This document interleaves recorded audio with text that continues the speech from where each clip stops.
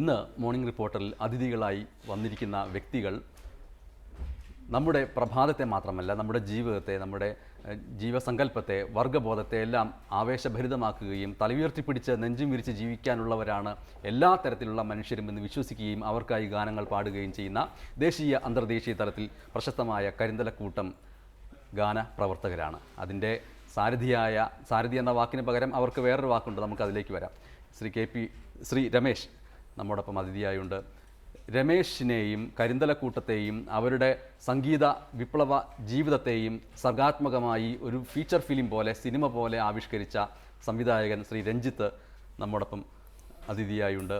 ഒപ്പം നമ്മുടെ സ്റ്റുഡിയോയുടെ മറ്റൊരു ഭാഗത്ത് ഇവരുടെ കീഴിൽ സംഗീതത്തിൻ്റെ വിവിധ മേഖലകളിലേക്ക് നമ്മളെ കൊണ്ടുപോകാൻ അവരുടെ അണിയറ പ്രവർത്തകർ തയ്യാറായിക്കൊണ്ടിരിക്കുന്നു. ആദ്യം നമ്മൾക്ക് രമേശിലേക്ക് പോകാം. കരിന്തല എന്ന വാക്കിൻ്റെ അർത്ഥം തലമുറ എന്നാണ്. തലമുറകളിൽ നിന്ന് തലമുറകളിലേക്ക് പകർന്നു കിട്ടിയ സംഗീതത്തെ പുതിയ കാലത്തിൻ്റെ സങ്കീർണതകളുമായി ചേർത്ത് വെച്ചുകൊണ്ട് എങ്ങനെ ഒരു അതിജീവനത്തിൻ്റെ പടപ്പാട്ടുണ്ടാക്കാൻ കഴിയും എന്നുള്ളതായിരിക്കാം ഒരു പക്ഷേ കരിന്തലക്കൂട്ടം പോലുള്ള അടിസ്ഥാന വർഗത്തിൻ്റെ സംഗീതത്തിൻ്റെ ഉയർച്ചയ്ക്കുള്ള ഒരു കാരണം. പല കാരണങ്ങളുണ്ടാവാം. നമ്മൾക്ക് ഈ പ്രഭാതത്തിൽ കരിന്തലക്കൂട്ടം എന്താണ് എന്നോ ഒക്കെ നമുക്ക് പറയുന്നതിന് മുൻപ് ഒരു പ്രഭാതത്തിലേക്ക് ഉണർന്നു വന്നിരിക്കുന്ന ഒരു പ്രേക്ഷകനെ അല്ലെങ്കിൽ ഒരു ആൾക്കൂട്ടത്തെ എങ്ങനെ അതിജീവിക്കാം, അല്ലെങ്കിൽ എങ്ങനെ എല്ലാം മറന്നുകൊണ്ട് വീണ്ടും ഒരു ഉയരങ്ങളിലേക്ക് പോകാം, ഇന്നലത്തെ രാത്രികളെ മറന്ന് ഇന്നിൻ്റെ ആവേശങ്ങളിലേക്ക് പോകാമെന്ന് തോന്നിപ്പിക്കുന്ന ഒരു ഉണർത്ത് പാട്ടോടുകൂടി തുടങ്ങിയാൽ നന്നായിരിക്കും, ഉചിതം പോലെ. എൻ്റെ അമ്മൂമ്മ പുത്തിരിയമ്മൂമ്മ പറഞ്ഞ ഒരു പാട്ടുണ്ട്, ആ പാട്ടിലൂടെ നമുക്ക് തുടങ്ങാം. മംഗളായി മടത്തിലെ പെണ്ണ് മാമ്പഴക്കുഞ്ഞോതേ, മംഗളായി മടത്തിലെ പെണ്ണ് മാമ്പഴക്കുഞ്ഞോതേ, തിരുകൂറുമ്പ നാടെന്നു വാങ്ങിച്ച മുടിക്ക് മുടിപ്പൂവ്, എന്തു ചെയ്തു മാമ്പഴക്കുഞ്ഞോതേ, 7 പേര് ആങ്ങളമാർക്ക് ഞാനൊരു പെങ്ങള്, 7 പേര് ആങ്ങളമാരുടെ മാമ്പഴക്കുഞ്ഞോതേ, തിരുകൂറുമ്പ നാടെന്നു വാങ്ങിച്ച മുടിക്ക് മുടിപ്പൂവ്, എന്തു ചെയ്തു മാമ്പഴക്കുഞ്ഞോതേ, എൻ്റെ ചക്കി അനുജത്തി ചക്കിക്ക് കല്യാണമായിരുന്നേ, അവളുടെ മുടിയിലണയാൻ കൊടുത്തയച്ചു ഞാനും, തിരുകൂറുമ്പ നാടെന്നു വാങ്ങിച്ച മാറിന് മാർദാലി, എന്തു ചെയ്തു മാമ്പഴക്കുഞ്ഞോതേ, എൻ്റെ ചക്കി അനുജത്തി ചക്കിക്ക് കല്യാണമായിരുന്നേ, അവളുടെ മാറിലണയാൻ കൊടുത്തയച്ചു ഞാനും, തിരുകൂറുമ്പ നാടെന്നു വാങ്ങിച്ച അറയിലരഞ്ഞാണോ, എന്തു ചെയ്തു മാമ്പഴക്കുഞ്ഞോതേ, എൻ്റെ ചക്കി അനുജത്തി ചക്കിക്ക് കല്യാണമായിരുന്നേ, അവളുടെ അറയിലണയാൻ കൊടുത്തയച്ചു ഞാനും, തിരുകൂറുമ്പ നാടെന്നു വാങ്ങിച്ച കാലിന് പാദസരം, എന്തു ചെയ്തു മാമ്പഴക്കുഞ്ഞോതേ, എൻ്റെ ചക്കി അനുജത്തി ചക്കിക്ക് കല്യാണമായിരുന്നേ, അവളുടെ കാലിലണയാൻ കൊടുത്തയച്ചു ഞാനും, 7 പേര് ആങ്ങളമാർക്ക് ഞാനൊരു പെങ്ങള്, അവരുടെ കുലം പിഴപ്പിക്കല്ലേ മാമ്പഴക്കുഞ്ഞോതേ, അവരുടെ കുലം പിഴപ്പിക്കല്ലേ മാമ്പഴക്കുഞ്ഞോതേ, അവരുടെ കുലം പിഴപ്പിക്കല്ലേ മാമ്പഴക്കുഞ്ഞോതേ. രമ്യ, കരിന്തലക്കൂട്ടത്തിലെ രമേശിൻ്റെ ഇപ്പോൾ ഏകപക്ഷീയമായി കേട്ട ഈ ഗാനം ഇവർ ഒന്നിച്ച് നിന്ന് പാടുമ്പോൾ അതിന് വേറൊരു അർത്ഥവിധാനം വരുന്നുണ്ട്. നമ്മൾക്ക് ഇത് കണ്ടുകൊണ്ടിരിക്കുന്ന പ്രേക്ഷകരെ സംബന്ധിച്ച് അവർ പല ഘട്ടങ്ങളിൽ, ജീവിതത്തിൻ്റെ പല ഘട്ടങ്ങളിൽ പത്രവാർത്തയുടെ ഏതെങ്കിലും ഒരു ചെറിയ കോളത്തിൽ ഒരു പക്ഷേ കരിന്തലക്കൂട്ടം എന്ന വാക്ക് കേട്ടിട്ടുള്ളവരായിരിക്കും. അതുപോലും കേൾക്കാത്ത ആയിരക്കണക്കിന് ലക്ഷക്കണക്കിന് പ്രേക്ഷകരുമുണ്ടാവും. പലരും കരിന്തലക്കൂട്ടത്തെക്കുറിച്ച് കേട്ടിട്ടുണ്ടെങ്കിൽ തന്നെയും അവരുടെ ഒരു പരിപാടിക്ക് അല്ലെങ്കിൽ അവരുടെ ഒരു കൂട്ടായ്മയിൽ ഏത് പരിപാടി വെക്കണമെന്ന് തീരുമാനം വരുമ്പോൾ വലിയ ഗാനമേളക്കാരെയോ റിയാലിറ്റി ഷോക്കാരെയോ കൊണ്ടുവരുന്നു. കരിന്തലക്കൂട്ടത്തെ കൊണ്ടുവന്നാലോ എന്ന് ഹൃദയത്തിൽ കലയുള്ള ആരെങ്കിലും ചോദിച്ചാൽ അവർക്ക് അത് ബോധ്യപ്പെടാൻ പ്രയാസമായിരിക്കും. അതുകൊണ്ട് വാസ്തവത്തിൽ കരിന്തലക്കൂട്ടം എന്നാൽ എന്താണ് എന്ന് ലോകമെങ്ങുമുള്ള ആളുകളെ എത്തിച്ച ഒരു പക്ഷേ നിങ്ങൾക്കൊപ്പം തന്നെ പ്രാധാന്യം നൽകുന്ന വ്യക്തിയാണ് ഈ അതിഥിയായിരിക്കുന്ന രഞ്ജിത്ത്. പ്രശസ്ത സംവിധായകനാണ്. നിരവധി പുരസ്കാരങ്ങൾ, അവാർഡുകൾ നിങ്ങളെക്കുറിച്ച് ചെയ്ത സിനിമയ്ക്ക് അദ്ദേഹം നേടുകയുണ്ടായി. 18 feet 18ാമത്തെ അടി എന്നാണോ 18 അടി എന്നോ? 18 അടി. അതിനൊരു അർത്ഥവുമുണ്ട്, അത് പിന്നീട് വരാം. ഈ സിനിമ കാണുമ്പോൾ കരിന്തലക്കൂട്ടത്തെക്കുറിച്ച്, നമ്മൾ അരികിലിരിക്കുന്ന രമേഷിനെക്കുറിച്ചും രമേഷിൻ്റെ കൂടെയുള്ളവരെക്കുറിച്ചുമുള്ള സമ്പൂർണ്ണമായൊരു ജീവിതത്തിൻ്റെ സിനിമയാണത്. സിനിമ എന്നല്ല, ഡോക്യുമെൻ്ററി. സിനിമ എന്ന് പറയുമ്പോൾ പ്രേക്ഷകർ തെറ്റിദ്ധരിക്കും ഇവരെ കൊണ്ട് അഭിനയിപ്പിച്ചതല്ല. ഇവരുടെ ജീവിതത്തെ നിരന്തരം പിന്തുടരുകയായിരുന്നു. എങ്ങനെയാണ് ഈ സിനിമ ഉണ്ടാക്കിയത്? ഇവരുടെ കൂടെ എങ്ങനെ ജീവിച്ചു? എനിക്ക് തോന്നുന്നു ഇപ്പോഴും ഈ ചർച്ചയ്ക്ക് അതിഥികളായി വന്നവരുടെ കൂടെ തലേ ദിവസം കിടന്ന് ഒരുമിച്ചുറങ്ങിയിട്ടാണ് രഞ്ജിത്ത് സംവിധായകൻ വന്നിരിക്കുന്നത്. എങ്ങനെയായിരുന്നു ജീവിതം? ഇത് ഞങ്ങളൊരു നാട്ടുകാരാണ്. ഇതിൻ്റെ കൂട്ടത്തിലുള്ള മോഹനേട്ടൻ എന്ന് പറഞ്ഞ ആളിൻ്റെ ഗ്രൂപ്പിൻ്റെ കോ-ഫൗണ്ടറാണ്. അപ്പോൾ ആൾ എൻ്റെ അമ്മാവൻ്റെ സുഹൃത്താണ്. അപ്പോൾ ആൾ എൻ്റെ വീടിൻ്റെ അടുത്ത് താമസിക്കുന്നത്. അപ്പോൾ ആളുടെ കൂടെ ഞാൻ സാക്ഷര പ്രവർത്തനത്തിന് വേണ്ടി സ്കൂളിൽ പഠിക്കുന്ന സമയത്ത് അവിടെ കോളനിയിൽ പോവുകയും അവരുടെ കൂടെ വർക്ക് ചെയ്യാൻ തുടങ്ങിയിട്ടാണ് ആദ്യമായിട്ട് ഇതുമായിട്ടൊരു ഒരു പരിചയപ്പെടുന്നത്. പിന്നെ മോഹനേട്ടൻ വഴിയാണ് ഇവരെല്ലാവരെയും പരിചയപ്പെടുന്നതും ഇതായിട്ട്. അപ്പോൾ അന്നേ എനിക്ക് ഇവരുടെ ജീവിതമായിട്ട് നല്ല ബന്ധമുണ്ട്. അപ്പോൾ ആ സമയത്ത് തുടങ്ങിയിട്ട് അതിനുശേഷം ഈ കരിന്തലക്കൂട്ടമായിട്ട് വേറെ തരത്തിൽ ബന്ധപ്പെട്ടെന്ന് വെച്ചാൽ ഇവരെ പാട്ടുകൾ കളക്ട് ചെയ്യാനും റിസർച്ചിനൊക്കെ ആയിട്ട് എന്നെ ഒരുപാട് ഹെൽപ്പ് ചെയ്തിട്ടുണ്ടായിരുന്നു. പക്ഷെ അതിന് ശേഷം ഞാൻ ഒരു സിനിമയായിട്ട് ബന്ധപ്പെട്ട് ഞാൻ സത്യത്തിൽ ഫിലിം ഇൻസ്റ്റിറ്റ്യൂട്ടിൽ പഠിച്ചു. അതിന് മുമ്പേ ഡോക്യുമെൻ്ററി ആയിട്ട് ബന്ധപ്പെട്ട് പ്രവർത്തിക്കുന്ന സമയമായിരുന്നു. അപ്പോൾ ആ സമയത്ത് എൻ്റെ ഉള്ളിൽ ഒരു ആഗ്രഹം ഉണ്ടായിരുന്നു ഇവരെക്കുറിച്ച് ഒരു പടം ചെയ്യണം. കാരണം എന്താണെന്ന് വെച്ച് കഴിഞ്ഞാൽ ഇവർ ഇത്രയും നല്ല സംഗീതവും ഇത്രയും നല്ല പാട്ടുകാരും, പക്ഷേ ഇപ്പോൾ രമേശ് ഏട്ടനെ അല്ലെങ്കിൽ ഇവിടെയുള്ള എല്ലാവരുടെ ഒരു വളരെ വ്യത്യസ്ത ജീവിതമുണ്ട്. എല്ലാവരും കൂലിപ്പണിയോ അല്ലെങ്കിൽ ഭയങ്കര വ്യത്യസ്തമായിട്ടുള്ള ജോലികളിൽ നിന്ന് വരുന്ന ആളുകളാണ്. അപ്പോൾ ഇത്രയും ക്രീമായിട്ടുള്ള ഇത്രയും പവർഫുള്ളായിട്ടുള്ള ആളുകൾ എൻ്റെ നാട്ടിലുള്ളപ്പോൾ ഇത് പുറത്തേക്ക് എത്തിക്കണം എന്നുള്ളൊരു ആഗ്രഹം എനിക്കുണ്ടായിരുന്നു. അപ്പോൾ ആക്ച്വലി ഞാൻ പ്രൊഫഷണൽ എഡിറ്ററാണ്. പക്ഷേ ഞാൻ ഫിലിം ഇൻസ്റ്റിറ്റ്യൂട്ടിൽ പഠിച്ചത് എഡിറ്റ്. പക്ഷേ ഒരു സിനിമ ചെയ്യണമെന്നുള്ള എൻ്റെ ഒരു ആഗ്രഹം അന്ന് ചെറുപ്പത്തിലുള്ളപ്പോൾ ഇതായിരിക്കണം എൻ്റെ സിനിമ എന്നുള്ള ഒരു ഡോക്യുമെൻ്ററി എന്നുള്ള ആഗ്രഹമുണ്ട്. അപ്പോൾ അന്നേ തുടങ്ങിയിട്ട് ഞാൻ ഇവരും തമ്മിലുള്ള വർഷങ്ങളായിട്ടുള്ള ബന്ധമുണ്ട്.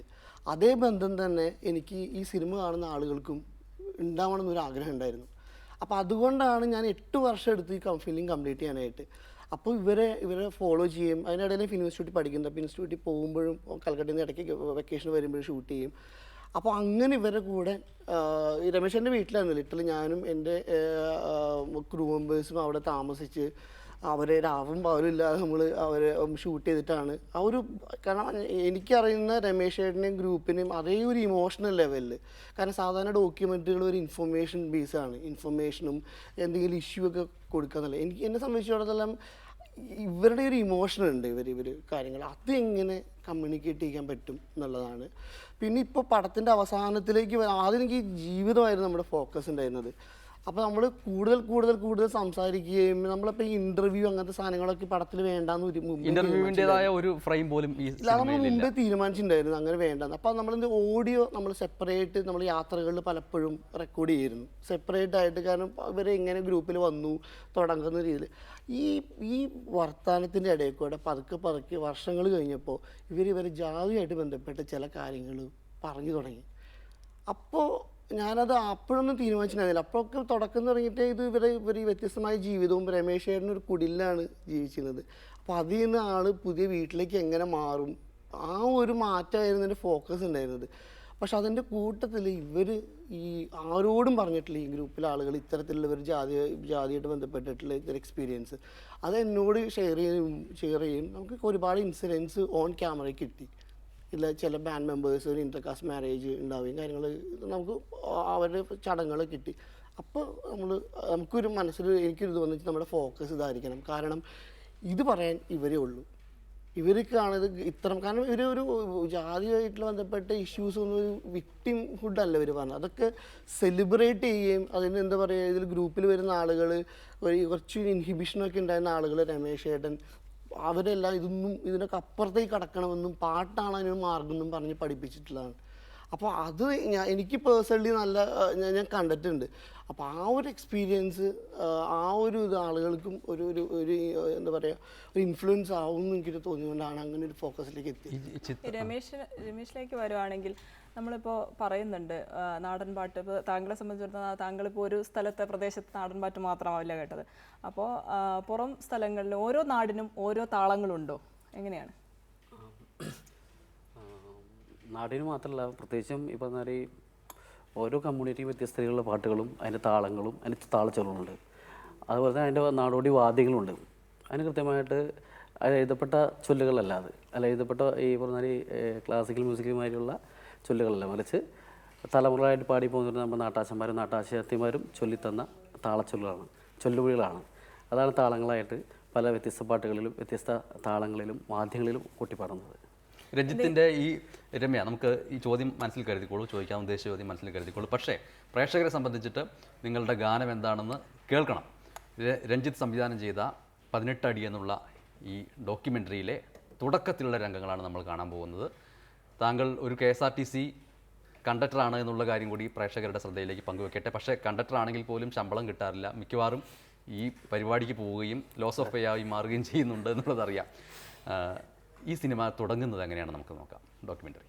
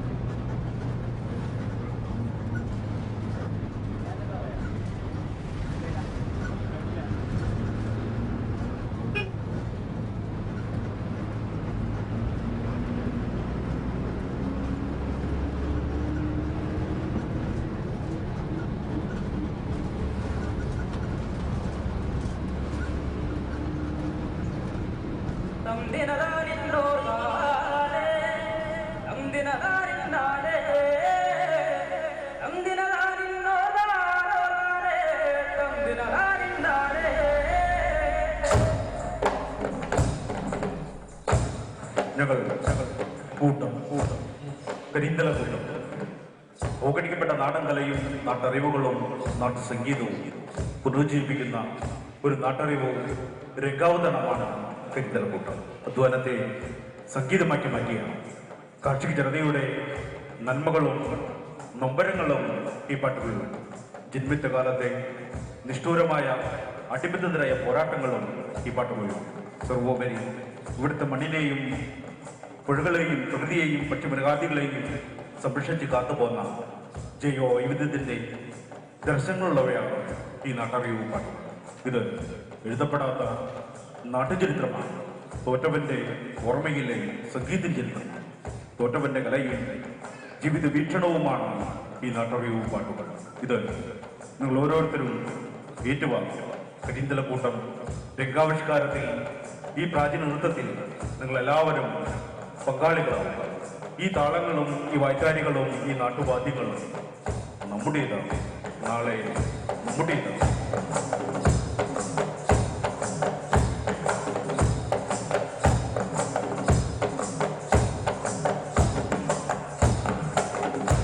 ഞങ്ങൾ ആരംഭിക്കട്ടെ. കറുപ്പ് കരുത്തം നിറഞ്ഞ കരുത്തിന്റെ പാട്ടുകാണ് ഈ കളമ്പാടി ഫലിപ്പിക്കട്ടെ. പഴയകാല നാടോടി ജനതയുടെ ഒരു ഭക്ഷ്യക്രമമായ താളം തകരി 3 മാസം, ആദ്യത്തെ 3 മാസം, ചക്കയും മാങ്ങയും രണ്ടാമത്തെ 3 മാസം, ചേനും ചേമ്പും പിന്നത്തെ 3 മാസം, പിന്നെ കയ്യിൽ കെട്ടിയത് കഴിക്കും. അങ്ങനെയാണ് അങ്ങനെ 3 മാസം. പഴയകാല നാടോടി ജനതയുടെ ആ ഭക്ഷ്യക്രമത്തിന്റെ താളത്തോടുകൂടി നാട്ടുവാദ്യ സങ്കലനത്തോടുകൂടി ഞങ്ങൾ ആരംഭിക്കട്ടെ. താളം തകരും 3 മാസം, ചക്കയും മാങ്ങയും 3 മാസം,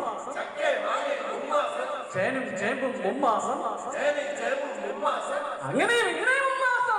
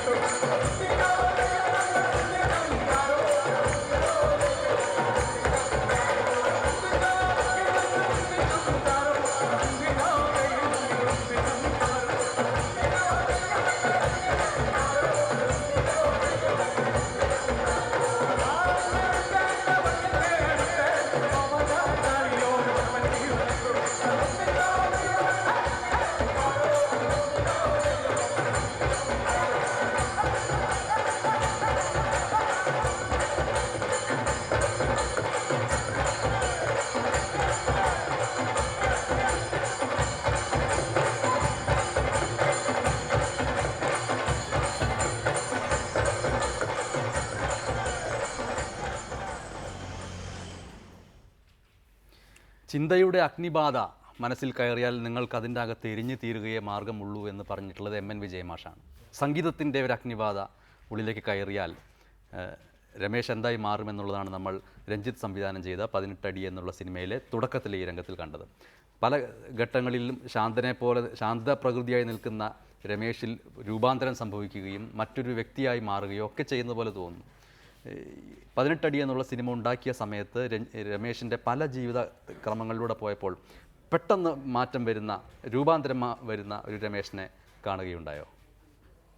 അത് പല സമയത്തും ഉണ്ട്. രമേശ് ഏട്ടൻ എന്ന് വെച്ച് കഴിഞ്ഞാൽ അതായിരുന്നു രമേശ് ഏട്ടൻ ആക്ച്വലി ഭയങ്കര നാടൻപാട്ട് സംഘങ്ങളൊരു സൂപ്പർ സ്റ്റാറാണ്. അപ്പോൾ കാരണം നാടൻപാട്ട് സംഘം തുടങ്ങിയ സമയത്ത് ഒരു പൈനിയറാണ്. അന്ന് ഇവർ തുടങ്ങുന്ന സമയത്ത് വേറെ അധികം ഗ്രൂപ്പുകളൊന്നും ഇല്ല. ഇപ്പോൾ ഒരുപാട് 3000-ലധികം സംഘങ്ങളുണ്ടല്ലോ, 2000 ചില ഗ്രൂപ്പുകളുണ്ട് ഇപ്പോൾ. അപ്പോൾ രമേശേനെ കുറിച്ചിട്ട് പൊതുവായിട്ടുള്ളൊരു ധാരണ എൻ്റെ എപ്പോഴും ചിരിച്ച് വളരെ ഇതായിട്ട് വളരെ പ്ലസൻ്റായിട്ട് നടക്കുന്ന ആളെന്നുള്ളത്. അപ്പോൾ നമ്മുടെ ഒരു പടം ഇങ്ങനെ പോകുന്നതിനനുസരിച്ചിട്ട് നമ്മൾ ഒന്ന് ഈ പാട്ടിൻ്റെ ഒരു മൂവി എന്ന് പറയുക നാടൻപാട്ടിൻ്റെ പെർഫോമൻസിന് ഇടയ്ക്ക് ഉണ്ടാകുന്ന ഒരു എനർജി ഉണ്ടാകുന്നുണ്ട്.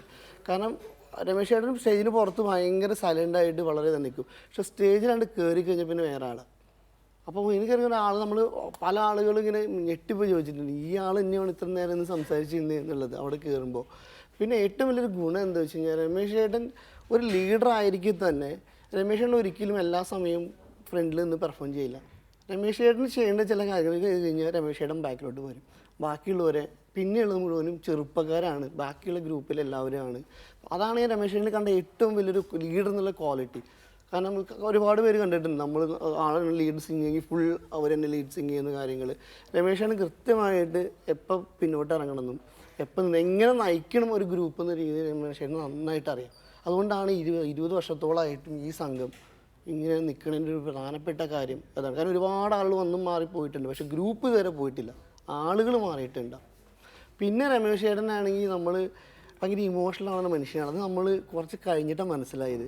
പല പല സമയത്തും രമേശ് ചേട്ടന് അതെനിക്ക് തോന്നുന്നു പടത്തിൽ തന്നെ പല സിറ്റുവേഷൻ വരുമ്പോൾ അറിയാൻ പറ്റും. കാരണം വെച്ച് കഴിഞ്ഞാൽ ചില കാര്യങ്ങൾ ഉള്ളിൽ ഭയങ്കര ഹർട്ട് ചെയ്തിട്ടുണ്ട് ആളുടെ, ഭയങ്കരമായിട്ടുള്ള സാധനം.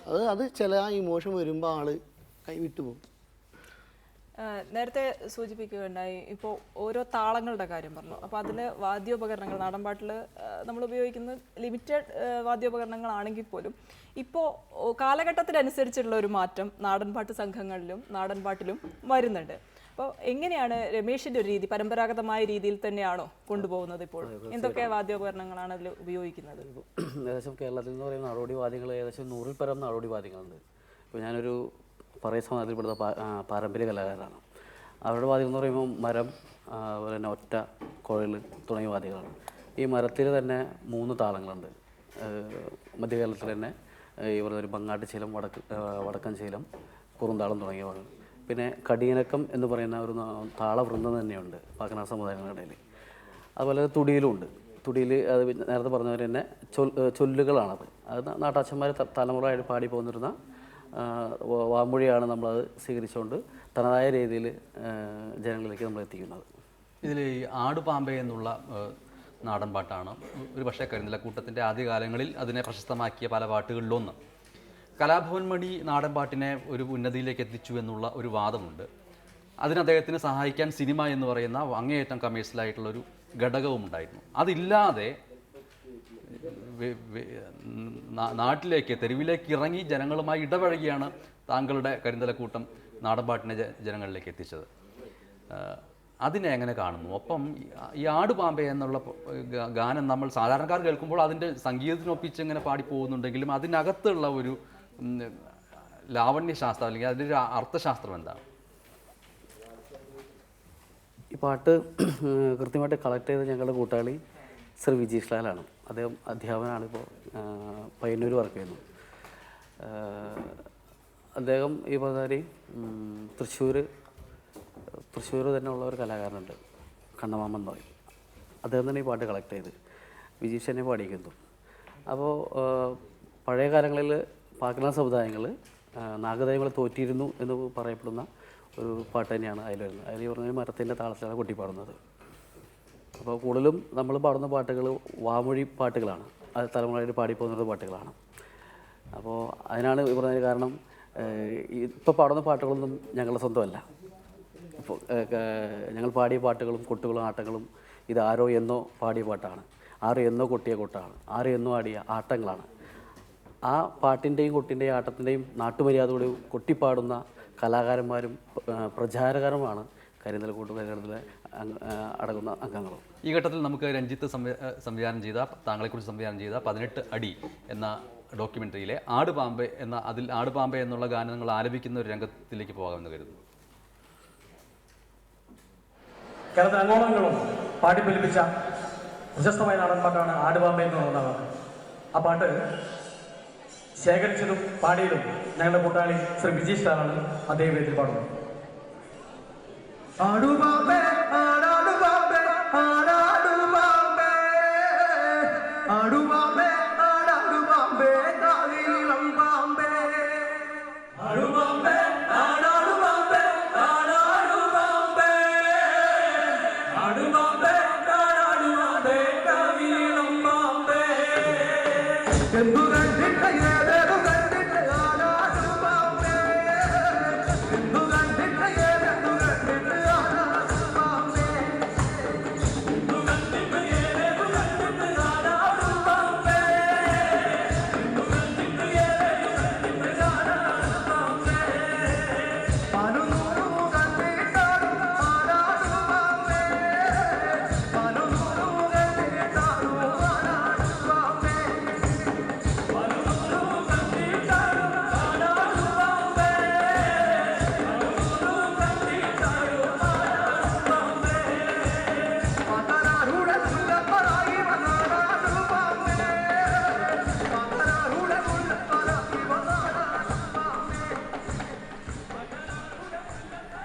സ്കൂൾ ടൈമിൽ പഠിക്കുന്ന ഒരു ടൈപ്പിൽ 10ാം ക്ലാസ് വരെ പഠിക്കുന്ന സമയത്തൊന്നും അങ്ങനെ കാര്യമായിട്ട് കൂട്ടുകൂടിയിരുന്നില്ല.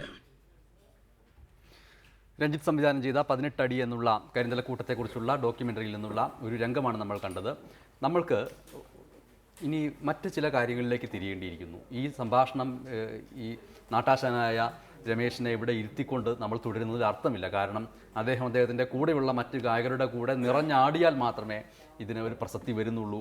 ഇരുന്നു കൊണ്ട് സംസാരിക്കലല്ല, ഇരുന്നു കൊണ്ട് പാടലല്ല, എഴുന്നേറ്റ് നിന്നുകൊണ്ട്, നടന്നുകൊണ്ട്, ഓടിക്കൊണ്ട്, നൃത്തം ചെയ്തുകൊണ്ട് ഈ ജീവിതത്തെ സമീപിക്കുക എന്നുള്ളതാണ് അദ്ദേഹത്തിൻ്റെ രീതി.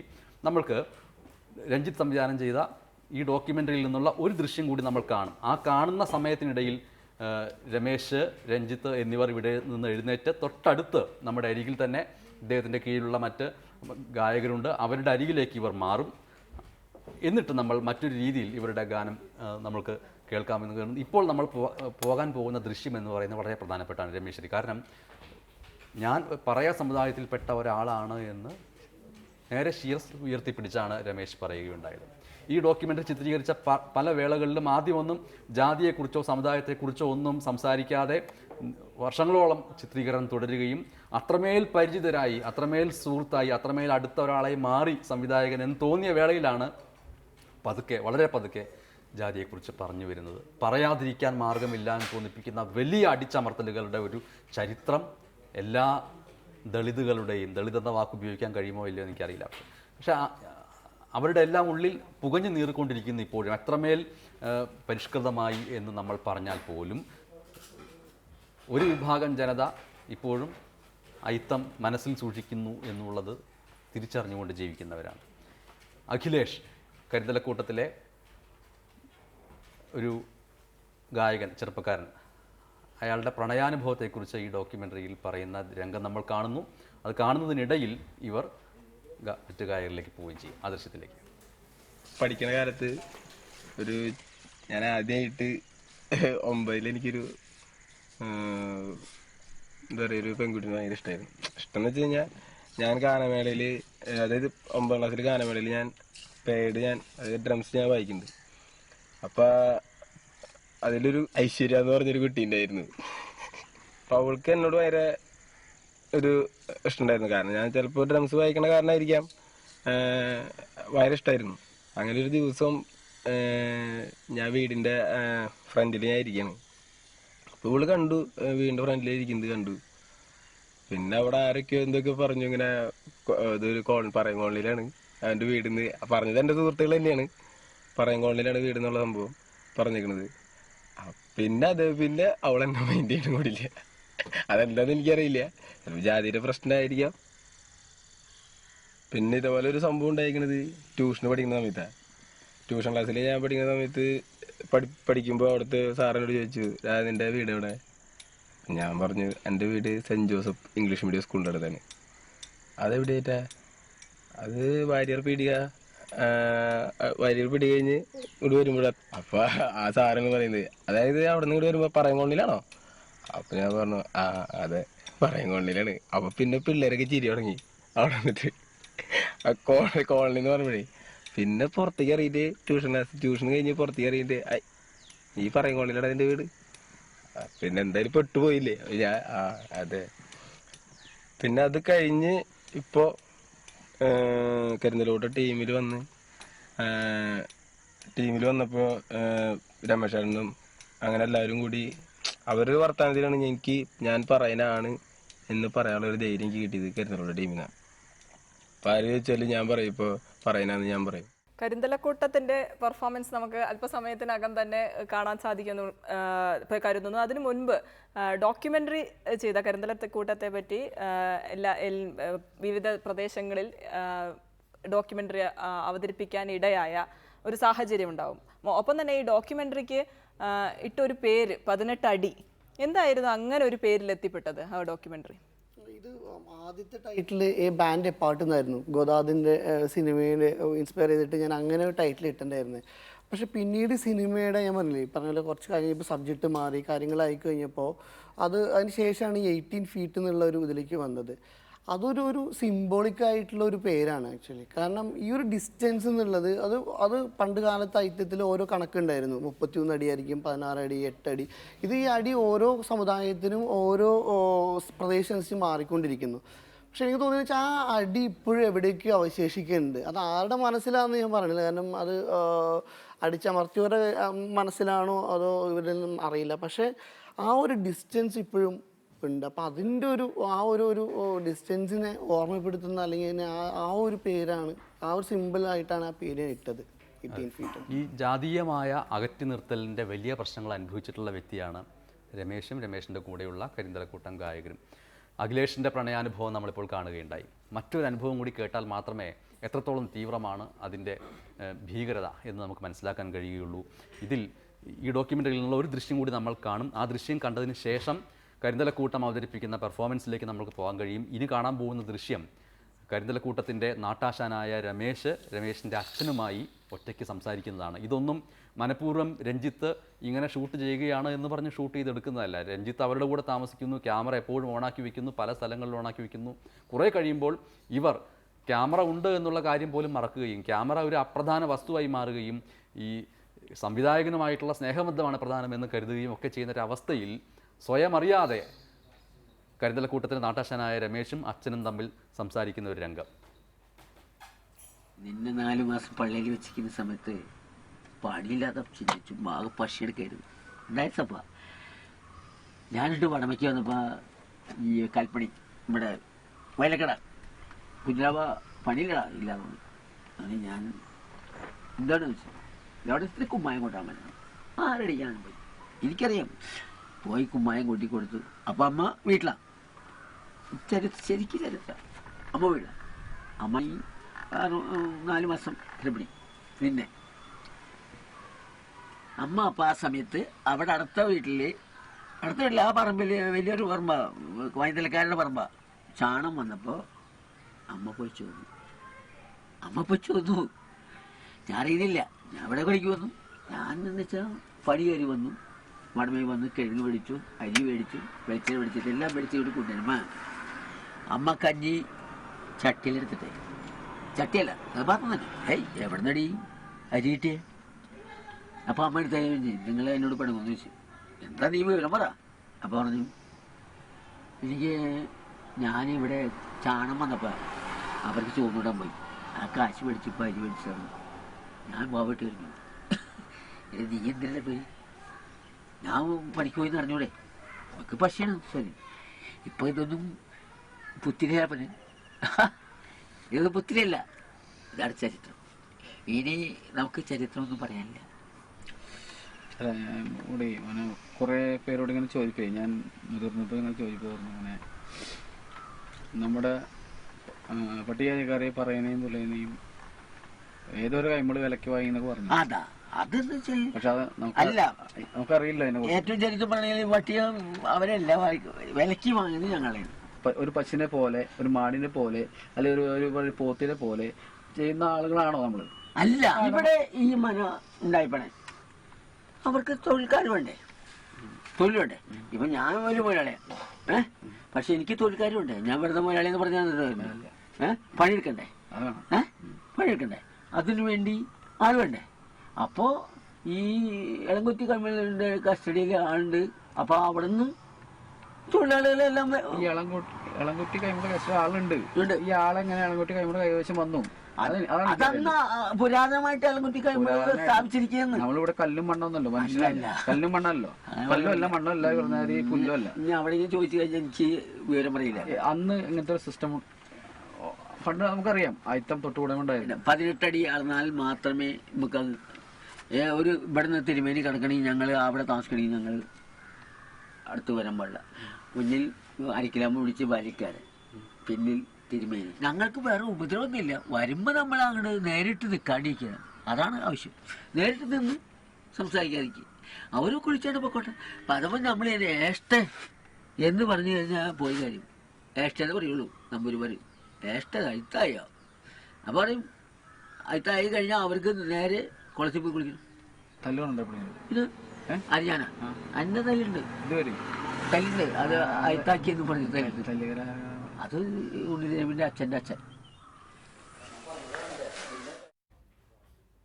കരിന്തലക്കൂട്ടത്തിൻ്റെ നാട്ടാശാൻ രമേശിൻ്റെ കണ്ണിൽ നിന്ന് വാർന്ന കണ്ണുനീർ സാക്ഷിയാക്കിക്കൊണ്ടാണ് നമ്മൾ മോർണിംഗ് റിപ്പോർട്ടറിലേക്ക് തിരികെ എത്തുന്നത്. അദ്ദേഹത്തിൻ്റെ അച്ഛൻ രാമനുമായിട്ടുള്ള സംഭാഷണമാണ്. ഇന്ന് നമ്മുടെ ഈ പ്രഭാതത്തിൽ പത്രങ്ങൾ വായിക്കുമ്പോൾ, ആഴ്ചപ്പതിപ്പുകൾ വായിക്കുമ്പോൾ, ചാനലുകളിലെ പരിപാടികൾ കാണുമ്പോൾ പ്രത്യക്ഷപ്പെടുന്ന പല വ്യക്തികളുടെയും പേരുകൾക്ക് പിറകിൽ അവരുടെ ജാതി പേരുകൾ കൂടി കാണാം. ജാതിവാലുകൾ വെച്ചുകൊണ്ടുള്ള പേരുകൾ കേൾക്കുമ്പോൾ എന്തനുഭവമാണ് ഉണ്ടാവുക എന്ന് ഒരു പക്ഷേ രമേശിനോട് നമ്മൾക്ക് ചോദിക്കാൻ തോന്നിയെന്ന് വന്നേക്കാം. പക്ഷേ ഈ കണ്ണീരിൻ്റെ മുന്നിൽ നമ്മളുടെ ചോദ്യങ്ങൾ അപ്രസക്തമായി തീരുന്നു.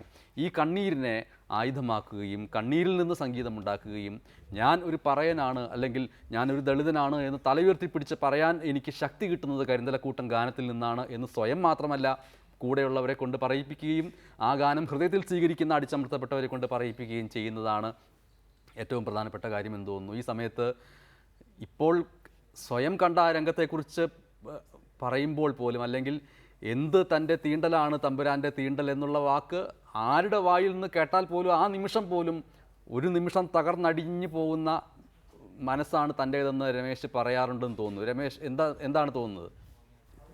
വല്ലച്ചർ അയ്യ പാടിയ ഒരു പാട്ടിലൂടെ ഞാൻ അതിന് മറുപടി പറയാം. എന്തു തൻ്റെ തീണ്ടലാണ് തമ്പൂരാൻ്റെ തീണ്ടല്, എന്തു തൻ്റെ തീണ്ടലാണ്, എന്തു തൻ്റെ തീണ്ടലാണ് തമ്പൂരാൻ്റെ തീണ്ടല്.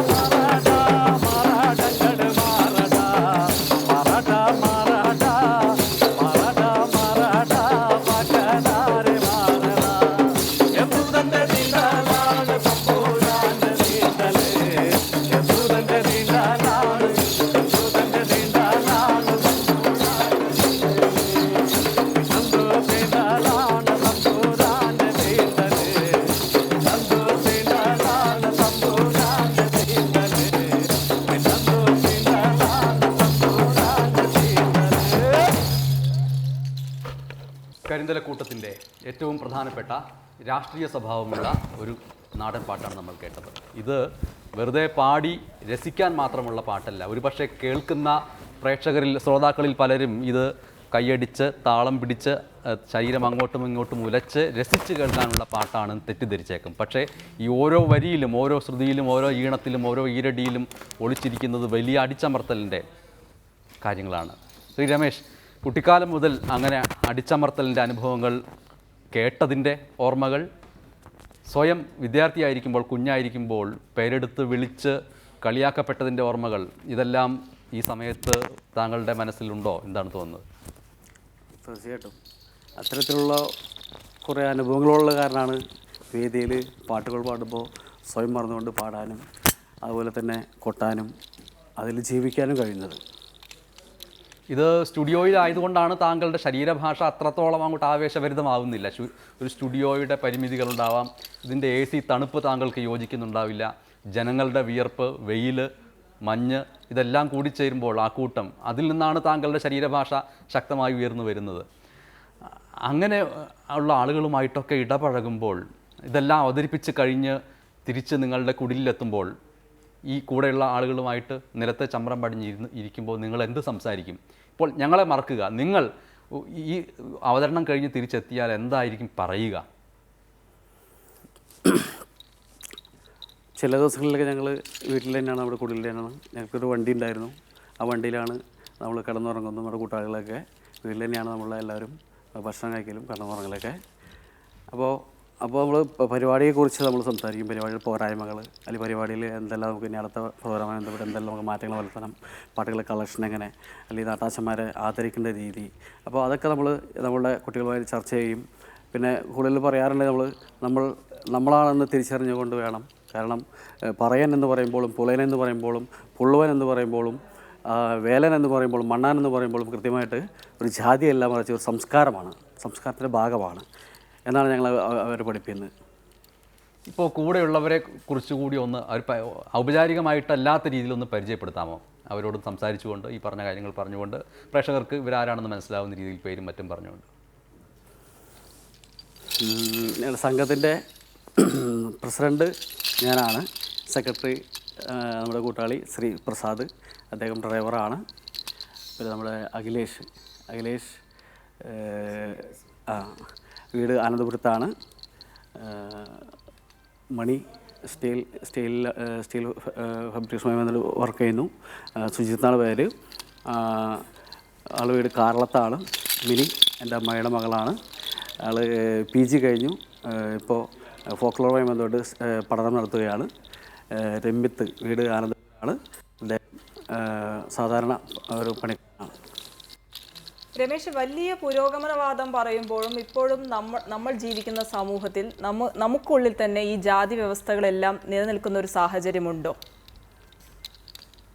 തീർച്ചയായിട്ടും ഉണ്ട്. കാരണം ഇന്ന് നമുക്കറിയാം, പല മാധ്യമങ്ങളിലൂടെ നമുക്ക് പല വാർത്തകൾ കേൾക്കുന്നുണ്ട്. എൻ്റെ ഒരു സുഹൃത്തുമായി ബന്ധപ്പെട്ട് ചില വിഷയങ്ങളുണ്ടായിരുന്നു. അവർ പറഞ്ഞൊരു വാചകം ഞാനിവിടെ പറയട്ടെ. കാരണം ഒരു വലിയൊരു വിദ്യാഭ്യാസ സ്ഥാപനത്തിൽ കണ്ണിക്കണ്ട പറയാനും പോലെയും ഓടിക്കാനുള്ളതല്ല എഞ്ചിനീയറിംഗ് കോളേജിൻ്റെ വണ്ടി എന്ന് പറയുമ്പോൾ നമ്മളെങ്ങനെ അവരോട് സംവദിക്കണം, അല്ലെങ്കിൽ എങ്ങനെ അവരോട് സംസാരിക്കണം, അത് വലിയൊരു ചർച്ചയായ വിഷയം തന്നെയാണത്. അപ്പോൾ അത്തരത്തിലുള്ള അനുഭവങ്ങൾ നമ്മുടെ സുഹൃത്തുക്കൾക്ക് ഉണ്ടായിട്ടുണ്ട്. പക്ഷേ അതിനൊക്കെതിരെ നമ്മൾ ദളിത് സംഘടനയുമായി ബന്ധപ്പെട്ട് കൃത്യമായിട്ട് തന്നെ എതിർക്കുകയും അത് പരിഹരിക്കുകയും ചെയ്യപ്പെട്ടിട്ടുണ്ട്. കരിന്തലക്കൂട്ടത്തിൻ്റെ പ്രചാരണം എന്നതിനേക്കാൾ ഉപരി ആത്മാവിഷ്കാരവുമായി ബന്ധപ്പെട്ട് പല സ്ഥലങ്ങളിൽ യാത്ര ചെയ്തിട്ടുണ്ട്. കേരളം മാത്രമല്ല, ഇന്ത്യയിലെ പല സംസ്ഥാനങ്ങളിൽ, വിദേശങ്ങളിൽ പോലും പോയിട്ടുണ്ട് കരിന്തലക്കൂട്ടം. നമ്മൾക്ക് ഇപ്പോൾ മലേഷ്യയിൽ താങ്കളും സംഘവും നടത്തിയ യാത്ര സംവിധായകനായ രഞ്ജിത്ത് ചിത്രീകരിച്ചത് എങ്ങനെയാണ് എന്ന് കാണാം. It's time now for us to go to Kerala, India. Get ready for ritual dances and songs with pulsating rhythms, packed with energy. It is a treat to watch and experience Karintalakkuttam.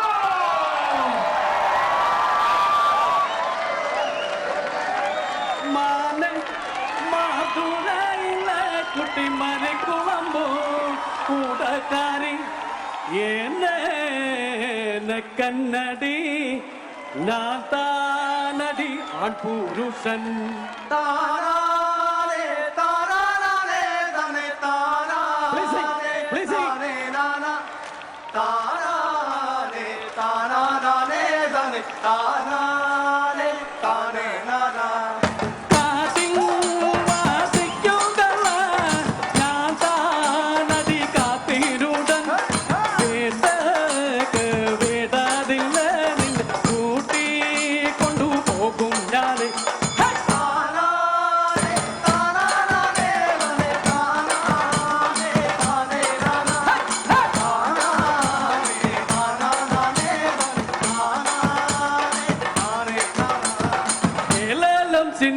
நிறுத்தி நில்லடி உனக்கென்ன வேணும் முன்னிடத்தில் சொல்லடி അടിമുത്താമലർക്കാനിയേ തത്തമ്മ മുത്തനി താരു കണ്ണേ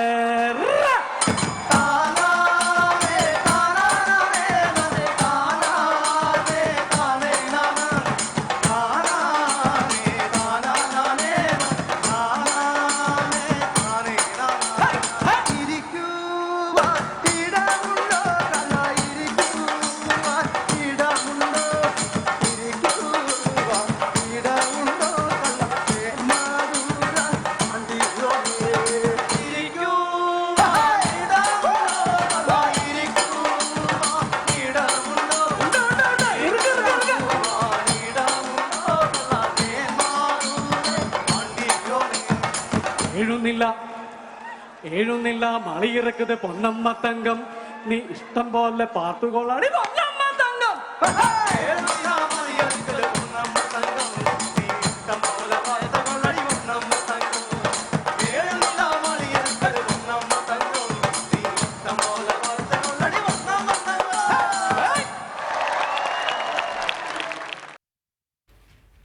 കരിന്തലക്കൂട്ടത്തിൻ്റെ നാട്ടാശൻ രമേശ്, മലേഷ്യയിലേക്കുള്ള ഈ യാത്ര, അതിൻ്റെ ഓർമ്മകൾ, അത് നൽകിയ ആവേശങ്ങൾ എന്തൊക്കെയായിരുന്നു? വലിയൊരു അനുഭവമായിരുന്നു. കാരണം ഞങ്ങൾ കരിന്തലക്കൂട്ടത്തിൽ 8 പേരാണ് പോയത്. നമ്മുടെ ഒപ്പം സിനിമയുടെ ഡയറക്ടറായ രഞ്ജിത്ത് ക്യാമറമായി ഞങ്ങളുടെ കൂടെ ഉണ്ടായിരുന്നു. അത് വലിയൊരു അനുഭവമാണ്. കാരണം ഏകദേശം 5000-ഓളം വേദികൾ നമ്മൾ പാടിപ്പൊലിപ്പിച്ചിരുന്നു. എന്നാൽ ലോകത്തിൽ നടക്കുന്ന 25 ഫെസ്റ്റിവലിൽ ഒരു പ്രധാനപ്പെട്ട ഫെസ്റ്റിവലാണ് മലേഷ്യ നടക്കുന്ന ഈ ഫെസ്റ്റിവൽ, റെയിൻ ഫോറസ്റ്റ് എന്ന് പറയുന്നത്. അതിൽ 20ഓളം വരുന്ന രാജ്യങ്ങളും 26 മ്യൂസിക് ബാൻഡുകളും ഉണ്ടായിരുന്നു. അപ്പോൾ ഇന്ത്യയിൽ നിന്ന് അല്ലെങ്കിൽ കേരളത്തിലെ തൃശ്ശൂരുള്ള വടമേലുള്ള കരിന്തലക്കൂട്ടമാണ് അവിടെ പങ്കെടുത്തത്. അത് വലിയൊരു സന്തോഷം തോന്നി. കാരണം വെച്ചാൽ ആർക്കും കിട്ടാത്ത വലിയൊരു ഭാഗ്യമാണ് അത്തരത്തിലുള്ളൊരു ഫെസ്റ്റിവൽ പങ്കെടുക്കുക എന്ന് വെച്ചാൽ. അപ്പോൾ അതിൽ നമ്മളൊരു കൂട്ടായ്മയെ ബന്ധപ്പെട്ട് വർക്ക്ഷോപ്പുകളുണ്ടായിരുന്നു. വാദ്യങ്ങളെക്കുറിച്ച്, കുരുത്തോലയെക്കുറിച്ച്, മുഖത്തെഴുത്തിനെക്കുറിച്ച്, അതോടൊപ്പം വാദ്യങ്ങളുടെ ഒരു സെഷൻ ഉണ്ടായിരുന്നു. എല്ലാ വാദ്യങ്ങളും വിവിധ ബാൻഡുകൾ കൂടി ഒരുമിച്ചിരിക്കുന്ന ഒരു താളങ്ങളുടെ വ്യത്യസ്ത താളങ്ങളുടെ, ഓരോ ബാൻഡിൻ്റെ വ്യത്യസ്ത താളങ്ങളുടെ ഒരു രീതിശാസ്ത്രം ഉണ്ടായിരുന്നു. അപ്പോൾ അതൊക്കെ കൃത്യമായിട്ടും വലിയൊരു അനുഭവമായി മാറി. കാരണം പ്രത്യേകിച്ചും ചെണ്ട പോലുള്ള, പിന്നെ അറയിൽ കെട്ടുന്ന നമ്മുടെ മരമായാലും തുടിയായാലും അതൊക്കെ അവിടുത്തെ ഓഡിയൻസിന് വളരെ എന്താ പറയുക വലിയൊരു അത്ഭുതം തന്നെ ആയി എന്ന് തന്നെ പറയാം. നമ്മളുടെ ഒരുമിച്ചുള്ള ആ പെർഫോമൻസും അതോടൊപ്പം തന്നെ കുരുത്തോല കൈവേല കൊണ്ടുള്ള പ്രസാദുണ്ടാക്കിയ കുരുത്തോല കൈവേലകളൊക്കെ വലിയൊരു തലത്തിലാണ് അവിടുത്തെ കാണികൾ അല്ലെങ്കിൽ പറഞ്ഞ ഓഡിയൻസ് കണ്ടത്.